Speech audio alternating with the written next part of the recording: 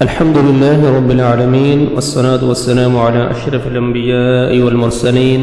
وعلى آله وصحبه أجمعين۔ غصے پہ قابو پانے کا انعام ابو داؤد کی حدیث ہے، حدیث نمبر 4777۔ معاذ رضی اللہ تعالیٰ عنہ کہتے ہیں نبی کریم صلی اللہ علیہ وسلم نے فرمایا،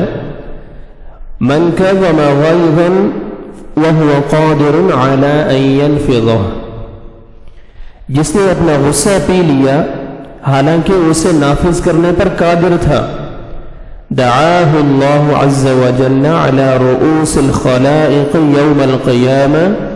تو قیامت کے دن اللہ سبحانہ وتعالی اسے سب لوگوں کے سامنے بلائے گا،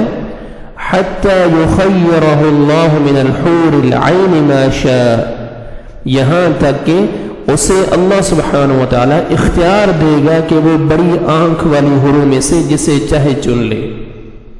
اللہ سبحانہ وتعالی ہمیں غصے پر کنٹرول کرنے کی، غصے کو پی جانے کی اللہ سبحانہ وتعالی ہمیں طاقت دے اور توفیق دے۔